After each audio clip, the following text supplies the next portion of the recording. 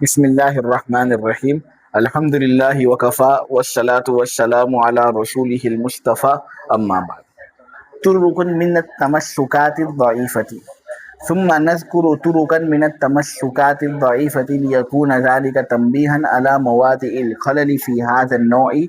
منها الأول أن التمسك بما روي عن النبي صلى الله عليه وسلم أنه قاء فلم يتوضأ لإثبات أن القيء غير ناقض ضعيف، لأن الأثر يدل على أن القيء لا يوجب الوضوء في الحال ولا خلاف فيه، وإنما الخلاف في كونه ناقضا. یہاں سے مصنف رحمۃ اللہ علیہ قرآن اور حدیث کی مراد کو پہچاننے کے ان طریقوں کو بیان کر رہے ہیں جن کو التمسکات الضعیفہ کہا جاتا ہے، یعنی وہ طریقے جن سے استدلال کرنا احناف کے نزدیک ضعیف ہے۔ احناف کے یہاں جن طریقوں سے استدلال نہیں کیا جاتا، ان تمسکات اور استدلالات کو یہاں پر مصنف رحمۃ اللہ علیہ بیان کریں گے۔ یہاں سے مصنف قرآن و حدیث کی مراد کو پہچاننے کے ان طریقوں کو بیان کریں گے کہ جن طریقوں سے استدلال کرنا احناف کے نزدیک ضعیف ہے، مناسب نہیں، اور مصنف ان تمسکات ضعیفہ کو اس لیے بیان کر رہے ہیں تاکہ پتہ چل جائے کہ استدلال کے ان طریقوں کے اندر کس جگہ خلل اور نقص واقع ہو رہے، تاکہ ہم ایسی غلطی کرنے سے بچے۔ بظاہر یہ تمسکات بڑے آسان اور بڑے ظاہر معلوم ہوتے ہیں، اب شاید آدمی ایسے تمسکات اور ایسی استدلالات کر لے ان کے آسان اور ظاہر ہونے کی وجہ سے، لیکن یہاں پر مصنف رحمۃ اللہ علیہ ان تمسکات کو بیان کر رہے ہیں اور ان کی غلطی اور خلل کو ہمارے سامنے واضح کر رہے ہیں تاکہ ہم کہیں ایسے استدلالات اور تمسکات نہ کر لیں۔ ٹھیک ہے، چنانچہ بہت سے ایسے طریقے ہیں کہ جن سے استدلال کرنا احناف کے نزدیک ضعیف ہے۔ ان طریقوں میں سے ایک طریقہ نبی کریم صلی اللہ علیہ وسلم کے ارشاد قاء فلم یتوضا سے یہ استدلال کرنا ہے کہ ناقض وضو نہیں ہے۔ دیکھو، صاحب اصول الشاشی یہ کہتے ہیں کہ اللہ کے نبی صلی اللہ علیہ وسلم سے منقول ایک حدیث ہے کہ نبی کریم صلی اللہ علیہ وسلم نے کی اور پھر حضور نے کرنے کے بعد وضو نہیں کیا۔ صاحب اصول الشاشی یہ بات بیان کرتے کہ نبی کریم صلی اللہ علیہ وسلم نے کی اور کرنے کے بعد وضو نہیں کیا۔ اب بہت سے لوگ، مثلا امام شافعی اور وہ لوگ جو امام شافعی کے مذہب کی پیروی کرتے، انہوں نے اس حدیث سے یہ استدلال کیا ہے کہ جب نبی کریم صلی اللہ علیہ وسلم نے کرنے کے بعد وضو نہیں کیا، یہ دلیل ہے اس بات کی کہ ناقض وضو نہیں ہے، یہ غیر ناقض وضو ہے۔ مصنف رحمۃ اللہ علیہ کہتے ہیں کہ اس حدیث سے یہ استدلال کرنا کہ غیر ناقض وضو ہے، وضو کو توڑنے والا نہیں ہے، یہ استدلال بڑا ضعیف ہے۔ اب میں کچھ وضاحت اس سلسلے میں کروں، اس سے پہلے ایک بات میں واضح کرنا چاہتا ہوں کہ یہاں جو حدیث صاحب اصول الشاشی نے نبی کریم صلی اللہ علیہ وسلم کی طرف منسوب کی ہے، قاء فلم یتوضا، کہ اللہ کے نبی صلی اللہ علیہ وسلم نے کی اور پھر وضو نہیں کیا۔ ہدایہ کی شرح بنایا کے اندر علامہ عینی رحمۃ اللہ علیہ نے یہ بات کہی ہے، ھذا الحدیث غریب لا ذکر لہ فی کتب الحدیث، کہ یہ حدیث جو ہے نا یہ بڑی انوکھی ہے، چند فقہ کی کتابوں کے اندر یہ حدیث ملتی ہے، لیکن جو معتبر حدیث کی کتابیں ہیں ان معتبر حدیث کی کتابوں کے اندر ایسی کوئی حدیث کا کوئی ذکر ہی نہیں ملتا، لا ذکر لہ فی کتب الحدیث۔ علامہ عینی نے بنایا کے اندر یہ بات کہی ہے۔ اسی طرح نصب الرایا کے اندر علامہ ذیلعی نے یہ بات کہی ہے، ھذا الحدیث غریب جدا، یعنی یہ حدیث بڑی انوکھی ہے، یعنی معتبر حدیث کی کتابوں کے اندر یہ حدیث ہم کو ملتی ہی نہیں ہے، محدثین کے یہاں ایسی کوئی حدیث ثابت ہے ہی نہیں، اس کی کوئی اصل ہی نہیں ہے۔ ہاں، چند فقہ کی کتابوں کے اندر یہ حدیث ملتی ہے، لیکن فقہ کی کتابوں کا حدیث بیان کرنے کے سلسلے میں کوئی اعتبار نہیں، لہٰذا یہ حدیث ثابت ہے ہی نہیں۔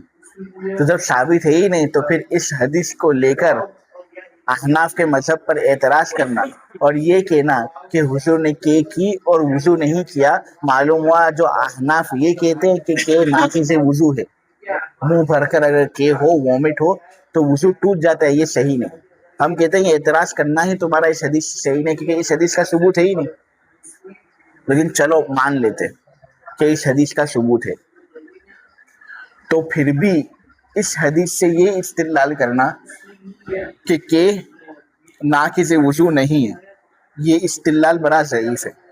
وجہ اس کی ہے کہ یہاں حدیث کے اندر تو فقط یہ بات بیان کی جا رہی ہے کہ حضور نے کی اور کرنے کے بعد وضو نہیں کیا، یعنی فوراً وضو نہیں کیا، کرنے کے فوراً بعد وضو نہیں کیا۔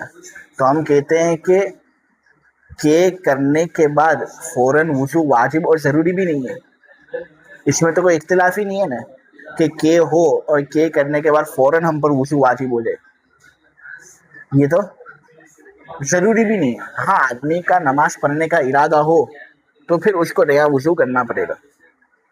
تو یہاں اس حدیث کے اندر محض یہ بات بتائی جا رہی ہے کہ فی الحال وضو کو ثابت نہیں کرتا، یعنی کہ فوراً بعد وضو کرنا ضروری ہے، اور کہ فوراً بعد وضو واجب نہ ہونے میں تو کوئی اختلاف ہی نہیں، ہم بھی اس بات کے قائل ہیں کہ فوراً بعد وضو واجب نہیں ہوتا۔ ہاں لیکن کہ ناقض وضو ہی نہیں ہے، اس میں اختلاف ہے، کہ ناقص وضو ہونے کے اندر اختلاف ہے۔ امام شافعی اور شوافی یہ کہتے ہیں کہ ناقص وضو نہیں ہے، جبکہ ہم یہ کہتے ہیں کہ جب منہ بھر کر ہو تو یہ ناقص وضو ہے۔ ہمارے پاس ہمارے دلائل ہیں، جیسے دیکھو صحیح ابو داود کے اندر حضرت ابو الدرداء کے حوالے سے روایت منقول ہے کہ اللہ کے نبی صلی اللہ علیہ وسلم کے بارے میں حضرت ابو الدرداء نے یہ بات کہی کہ حضور نے کی اور کرنے کے بعد حضور نے وضو کیا۔ راوی کہتے ہیں کہ ابو الدرداء کے حوالے سے یہ روایت میں نے سنی کہ حضور نے کی اور کرنے کے بعد حضور نے وضو کیا۔ تو میں ایک مرتبہ دمشق کی مسجد میں جا پہنچا اور وہاں میری ملاقات حضرت ثوبان سے ہوئی، یہ دوسرے صحابی ہیں، نبی کریم صلی اللہ علیہ وسلم کے آزاد کردہ غلام ہیں، ان سے میری ملاقات ہوئی اور میں نے ان سے پوچھا کہ ابو الدرداء یہ بیان کرتے ہیں کہ نبی کریم صلی اللہ علیہ وسلم نے کی اور کرنے کے بعد حضور نے وضو فرمایا، تو کیا یہ بات درست ہے؟ ثوبان جو نبی کریم صلی اللہ علیہ وسلم کے آزاد کردہ غلام ہے وہ کہتے ہیں کہ بالکل صحیح بات ہے، سچ بات ہے، بلکہ حضور کے کرنے کے بعد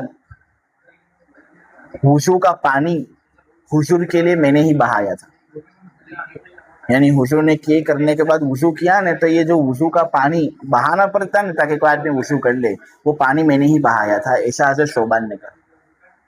کیا بات معلوم ہوتی ہے اس سے کہ ناقص وضو ہے؟ اگر ناقص وضو نہ ہوتا تو حضور کے بعد مکمل وضو کیوں کرتے؟ اسی طرح مزید روایتیں بھی ہمارے پاس ہے، ابن ماجہ کے اندر عائشہ کے حوالے سے روایت ہے، اگرچہ بعض علماء نے اس حدیث کو ضعیف قرار دیا ہے لیکن پھر بھی اس سے تائید حاصل کی جا سکتی ہے کہ نبی کریم صلی اللہ علیہ وسلم نے یہ بات کہی، من اصابہ قیء فلینصرف فلیتوضا، جس شخص کو آئے اس کو چاہیے کہ وہ نماز توڑ دے اور وضو کر لے۔ اگر اس سے وضو ٹوٹتا ہی نہیں ہے تو حضور صلی اللہ علیہ وسلم کرنے کے بعد وضو کرنے کا حکم کیوں دے؟ یہ نتیجہ ہمارے سامنے واضح ہوتا ہے کہ سے وضو ٹوٹ جاتا ہے۔ اب یہ ایک حدیث ہے جسے صاحب اصول الشافعی نے بیان کیا ہے، ورنہ ایسی کوئی حدیث ہے ہی نہیں کہ حضور نے کیا اور وضو نہیں کیا۔ تو ہم ایک تو اس کے بارے میں یہ کہیں گے کہ یہ حدیث ایسی ہے کہ اس کی کوئی اصل نہیں ہے، نیز یہ جو دیگر حدیثیں ہیں اس کی مخالفت کر دی، اس میں تو یہ ہے کہ حضور نے کیا اور کرنے کے بعد وضو کیا، یہ تو وضو نہیں کیا ثابت کیا جا رہا ہے۔ تو ایک تو اس حدیث کی کوئی اصل نہیں ہے، لیکن اگر مان لے کہ اس حدیث کی اصل ہے تو اس سے یہ استدلال کرنا کہ کہ ناقض وضو نہیں ہے، یہ صحیح نہیں۔ اس میں تو فقط یہ بات بتائی جا رہی ہے کہ حضور نے کے کرنے کے فوراً بعد وضو نہیں کیا، اور ہم بھی یہ کہتے ہیں کہ کے بعد فوراً وضو کرنا واجب اور ضروری نہیں، لیکن یہ ناقض وضو ہے ہی نہیں۔ یہ بات ثابت کرنا اس حدیث سے، جبکہ اس حدیث میں ایسا کوئی تذکرہ ہے ہی نہیں، یہ صحیح بات نہیں۔ یہ تمسکات ضعیفہ میں سے ایک کمزور استدلال اور کمزور تمسک ہوگا۔ صاحب اصول شاشی یہ بات بیان کر رہے ہیں، امید ہے کہ آپ لوگ سمجھ گئے ہوں گے۔ ترجمہ کر لیتے ہیں۔ تمسکات ضعیفہ کے چند طریقے، پھر ہم ذکر کریں گے ایسے چند تمسکات کے طریقے جو ضعیف ہیں، یعنی ایسے چند طریقے ہم ذکر کریں گے جن سے استدلال کرنا احناف کے نزدیک ضعیف ہے، اس لیے تاکہ ان طریقوں کو ذکر کرنا اس قسم میں خلل کی جگہوں پر تنبیہ ہو جائے، اس لیے تاکہ ان طریقوں کو ذکر کرنا اس قسم میں یعنی طریقے استدلال میں خلل کی جگہوں پر تنبیہ ہو جائے، آدمی کو پتا چلے کہ کہاں غلطی ہو رہی ہے، تاکہ ایسی غلطی وہ کر نہ بیٹھے۔ تو ان طریقوں میں سے ایک طریقہ یہ ہے کہ استدلال کرنا اس روایت سے جو نبی کریم صلی اللہ علیہ وسلم کے حوالے سے منقول ہے کہ حضور نے کیا اور پھر وضو نہیں کیا۔ تو یہ استدلال کرنا بہت ضعیف ہے اس بات کو ثابت کرنے کے لیے کہ ناقض وضو نہیں ہے، اس لیے کہ اثر تو فقط اس بات پر دلالت کرتا ہے کہ فی الحال وضو کو ثابت نہیں کرتا، یعنی کے فوراً بعد وضو کرنا ضروری نہیں، اور اس میں تو کوئی اختلاف نہیں، یعنی کے فوراً بعد وضو واجب نہ ہونے میں کوئی اختلاف نہیں، ہم بھی اس بات کے قائل ہیں۔ یقیناً اختلاف تو کے ناقض وضو ہونے میں ہے، اور یہ بات حدیث سے ثابت جب ہو ہی نہیں رہی تو اس حدیث سے تم استدلال کس طرح کر رہے؟ الثانی وكذلك التمسك بقوله تعالى حرمت عليكم الميتة لإثبات فساد الماء بموت الذباب ضعيف لأن النص يثبت حرمة الميتة ولا خلاف فيه وإنما الخلاف في فساد الماء۔ جیسے کہ میں یہ بات بیان کر چکا کہ یہاں مصنف رحمۃ اللہ علیہ چند ایسے طریقے بیان کر رہے ہیں جن سے استدلال کرنا احناف کے نزدیک ضعیف ہو، تاکہ آدمی کو پتہ چل جائے کہ کہاں ان استدلالات میں خلل واقع ہو رہا ہے، تاکہ وہ ایسے استدلال نہ کرے اور تاکہ وہ ایسے استدلال کو قبول کرنے سے احتراز کرے۔ تو یہاں تمسکات ضعیفہ کی اب دوسری مثال بیان کر لیں۔ بعض شوافع یہ کہتے ہیں کہ مکھی جب مر جائے نا اور وہ مردہ ہو جائے تو پھر مردہ ہونے سے وہ مکھی ناپاک ہو جاتی ہے، لہٰذا اگر پانی تھوڑا ہو اس کے اندر مردہ مکھی گر گئی تو یہاں نجاست تھوڑے پانی میں گر رہی ہے، اور تھوڑے پانی میں نجاست کے گر جانے سے تھوڑا پانی ناپاک ہو جاتا ہے، تو اس طرح مردہ مکھی کے پانی کے اندر گر جانے سے پانی ناپاک ہو جائے گا۔ امام شافعی نے یہ بات کہی کہ اگر تھوڑا پانی ہو،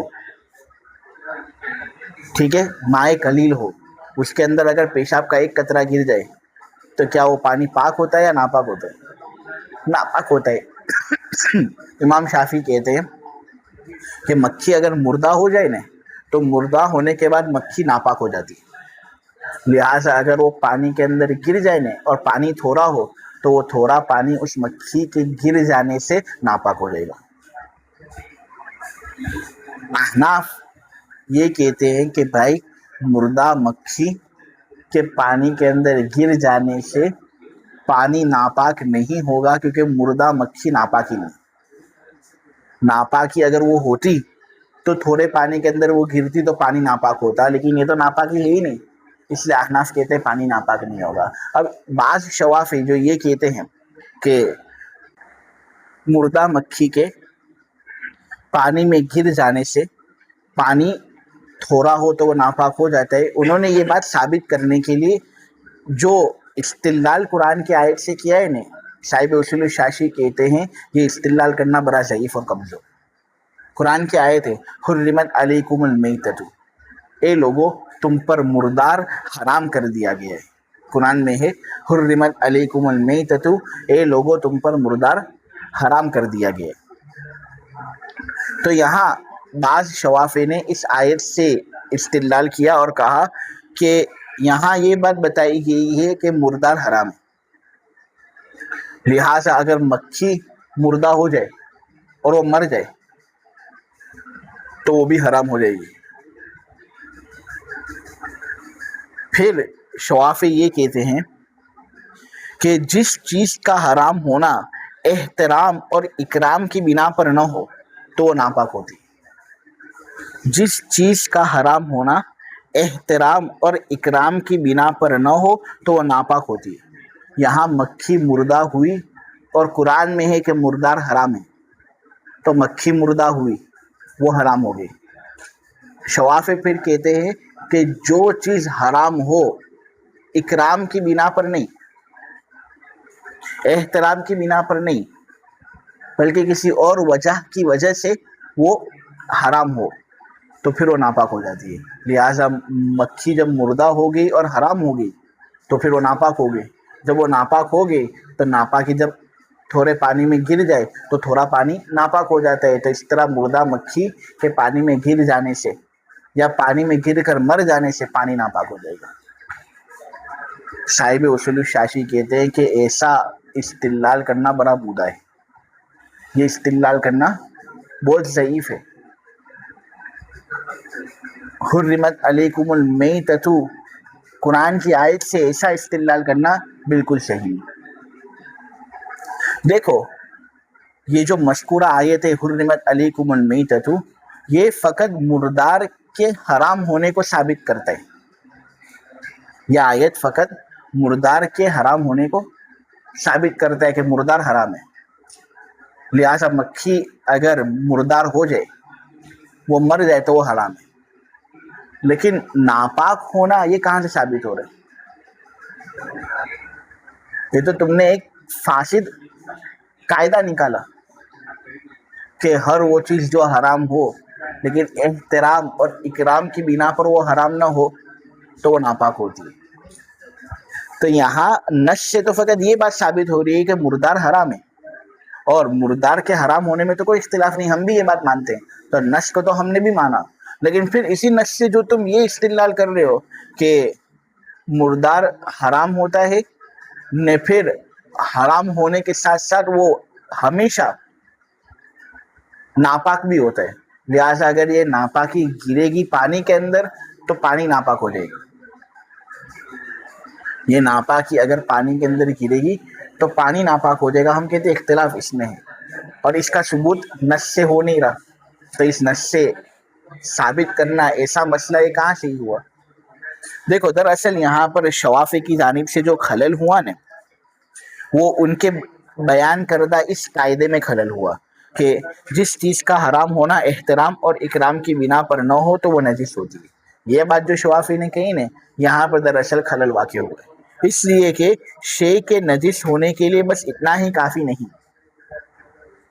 کسی چیز کا حرام ہونا شے کے نجس ہونے کے لیے کافی نہیں کہ اگر کوئی چیز حرام ہو جائے احترام اور اکرام کی بنا پر نہیں، کسی اور وجہ کی وجہ سے، تو وہ ناپاک ہو جاتی ہے. ہم کہتے ہیں کہ کسی چیز کے نجس ہونے کے لیے بس اتنا کافی نہیں، بلکہ ضروری ہے کہ اس کے بدن میں بہنے والا خون بھی ہو جس کو شرعی طریقے سے ذبح کر کے نہ نکالا گیا.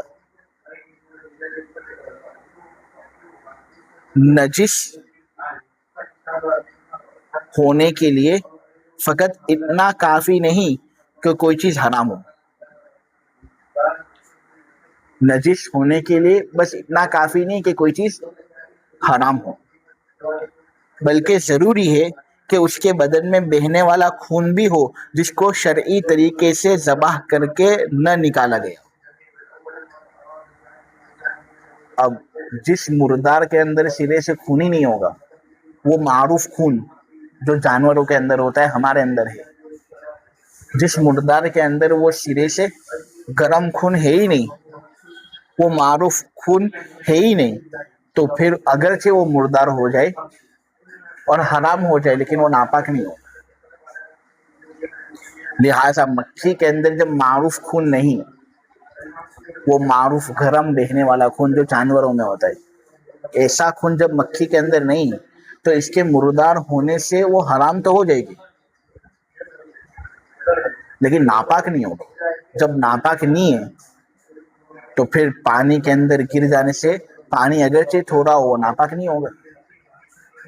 تو یہ استدلال جو بعض شوافی کی جانب سے ہوا ہے یہ صحیح نہیں۔ پانی دراصل مردار مکھی کے گر جانے سے یا پانی کے اندر مکھی کے گرنے اور مرنے سے پانی ناپاک نہیں ہوگا بلکہ اپنے حال پر برقرار رہے گا۔ ٹھیک ہے، معلوم ہوا کہ ہر حرام چیز کا نجس ہونا ضروری ہے۔ بہت سی چیزیں حرام ہوتی ہے لیکن ناپاک نہیں ہوتی، جیسے ایک تو مکھی مردار ہو جائے تو وہ حرام ہوتی ہے لیکن کیا ناپاک ہوتی ہے؟ کیڑے مکوڑا کا بھی یہی حال ہے۔